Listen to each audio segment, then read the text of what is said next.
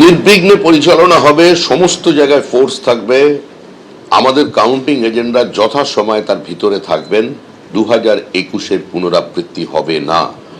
মানুষ যেভাবে নির্ভয়ে ভোট দিয়েছেন এবং মানুষের মতকে,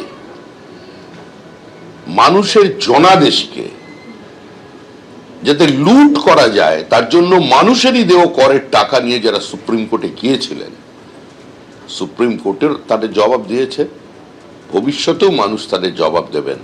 আর নতুন সরকার এসে কত টাকা খরচা হয়েছিল এই সমস্ত কাজকর্মের জন্য, দিনের পর দিন জনবিরোধী সিদ্ধান্তকে বাঁচিয়ে রাখার জন্য কি পরিমাণ টাকা খরচা করেছিল বিগত সরকার, তার শ্বেতপত্র প্রকাশ হবে 15 দিনের মধ্যে। বন্দোবস্ত করা হয়েছে, ব্যারিকেড দিয়ে ঘিরে রাখা হয়েছে কেন্দ্রীয় বাহিনীর ঘেরাটোপে স্ট্রং রুম। বালিগঞ্জের ছবি আপনারা দেখতে পাচ্ছেন। এরই পাশাপাশি ক্ষুদিরাম অনুশীলন কেন্দ্রে যেখানে প্রায় 2 মানুষ উঁচু গার্ডরেল দেওয়া হয়েছে, লৌহ প্রাচীর তৈরি করা হয়েছে ক্ষুদিরাম অনুশীলন কেন্দ্র এই স্ট্রং রুমের সামনে। অন্যদিকে শাখাওয়াত মেমোরিয়ালেও নিশ্চিদ্র নিরাপত্তার বন্দোবস্ত করা হয়েছে। আলিপুরদুয়ারের ছবি আপনাদের সামনে রাখবো, অর্থাৎ স্ট্রং রুমগুলোতে একেবারে কড়া নিরাপত্তা ব্যবস্থা।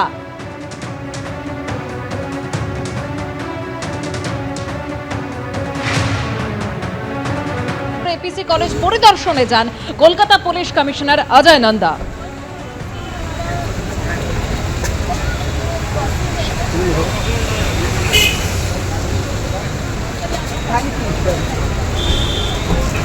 এপিসি চন্দ্র কলেজ যাদবপুরে এই কলেজ রয়েছে। এই কলেজে দেখতে পাওয়া যাচ্ছে যে কলকাতা পুলিশের সিপি তিনি নিজে উপস্থিত রয়েছেন। কলকাতা পুলিশের সিপি এখানে নিরাপত্তা ব্যবস্থা কতটা আঁটোসাঁটো করা রয়েছে সেই ব্যবস্থা খতিয়ে দেখতে সিপি নিজে উপস্থিত হয়েছিলেন। দেখতে পাওয়া যাচ্ছে যে কলেজের সামনে ত্রিস্তরীয় নিরাপত্তা রয়েছে। প্রথমে কেন্দ্রীয় বাহিনী, তারপর কলকাতা পুলিশের বিশাল পুলিশ বাহিনী। পাশাপাশি দেখাবো এখানে এই যে কলেজ থেকে 200 মিটার দূরে ডান দিক এবং বাঁ দিক পুরোটাই কিন্তু ঘিরে দেওয়া হয়েছে, দুদিক ঘিরে দেওয়া হয়েছে। একদিক দেখতে পাওয়া যাচ্ছে যে বাঁশের অংশ রয়েছে, সেই বাঁশ এবং পরে টিন রয়েছে। নিরাপত্তা একেবারে সুনিশ্চিত করতে কলকাতা পুলিশের যত রকম ব্যবস্থা সবটাই কিন্তু দেখতে পাওয়া যাচ্ছে এই কলেজে। এই কলেজে ভাঙড়ের মতো গুরুত্বপূর্ণ বিধানসভা সহ সোনারপুর উত্তর, দক্ষিণ, বারুইপুর পূর্ব, পশ্চিম, কুলতলি এবং জয়নগর এই 7টি বিধানসভার ভোট গণনা হবে কিন্তু এই কলেজে। রঞ্জিত হালদার, এবিপি আনন্দ, যাদবপুর। 3 টিয়ার সিকিউরিটি অ্যারেঞ্জমেন্ট আছে, ওইগুলো চেক করলাম এবং যারা ডিউটি করবে ওদের ব্রিফিং হয়েছে আগামীকাল কিভাবে ডিউটি করবে, কারা অথরাইজড আছে, ক্লাসেস কীরকম আছে, তারা ঘুরতে পারবে, পুলিশের ভূমিকা কত দূর অব্দি আছে, সিএপিএফ কী করবে ভিতরে, এইসব ব্যাপারে আলোচনা হয়েছে। এইখানে 200 মিটার অব্দি এই রাস্তার উপরে 144 যেটা বলি আগে ওটা আছে। তো দূরে থাকতে পারে সমর্থক, ওই এরিয়ার বাইরে থাকতে পারে। ভিউ কাটার দেওয়া হচ্ছে, ভিউ কাটার বলি ওকে কি এইখানে যে অ্যাক্টিভিটি হচ্ছে আসছে তো উল্টো দিকে জমায়েত হবে, লোক এমনি কিছু দেখবে তো এই হবে, সেই জন্য তো যারা ভোটের লোক আছে, আলাদা আলাদা লেভেলের লোক আছে, কিছু গণতি করবেন, কিছু টেবিলে থাকবেন, কিছু ইলেকশন এজেন্ট আছেন, তো সবারই কিন্তু আলাদা রকম কার্ড আছে এবং যে কোন অবধি যেতে পারবে, কোন পয়েন্ট অবধি, এটা কিন্তু নির্দিষ্ট গাইডলাইন্স আছে এবং সবাইকে জানিয়ে দেওয়া হয়েছে। এটা নিয়ে কোনো রকম কোনো কিছু নেই, কনফিউশন কিছু নেই। এইখানে আমাদের যে আছে in and around the counting centre law and order যেটা আছে ওটা দেখবো, পোস্ট পোলে যদি কিছু এরকম হয় ওটা আমাদের দেখতে হবে। অন্যদিকে এই মুহূর্তে আপনাদের সামনে দেখাবো উত্তরবঙ্গ বিশ্ববিদ্যালয়ের জলপাইগুড়ি ক্যাম্পাসের ছবি, যেখানে কাল ভোট গণনা। তৃণমূল নেত্রীর বার্তার পরেই ক্যাম্পাসের গেটের সামনে ট্রান্সফরমার পাহারা তৃণমূল কর্মীদের।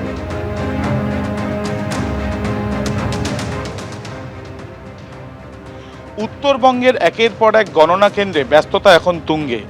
আমরা এখন দাঁড়িয়ে রয়েছি নর্থ বেঙ্গল ইউনিভার্সিটির জলপাইগুড়ি ক্যাম্পাসে।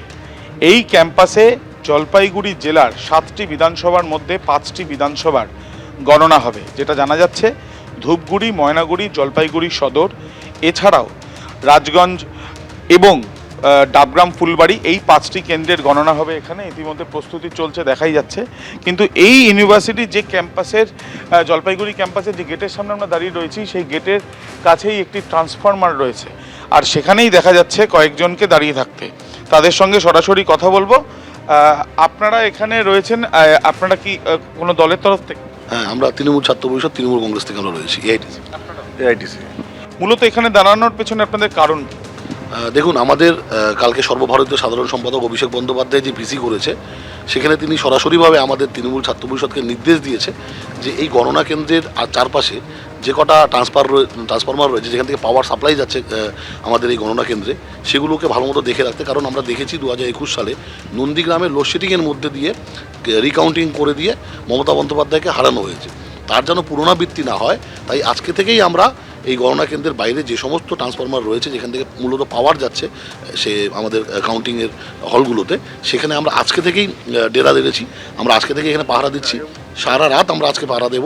গণনা কেন্দ্রের প্রেমিসেসের মধ্যেই যে ট্রান্সফরমার রয়েছে, সেই ট্রান্সফরমার আলাদাভাবে ঘিরেও রাখা হয়েছে। এখানে দেখা যাচ্ছে বাঁশের এই স্ট্রাকচার দিয়ে, কিন্তু সেই স্ট্রাকচারের বাইরেই দাঁড়িয়ে রয়েছেন তৃণমূল কংগ্রেসের কর্মীরা।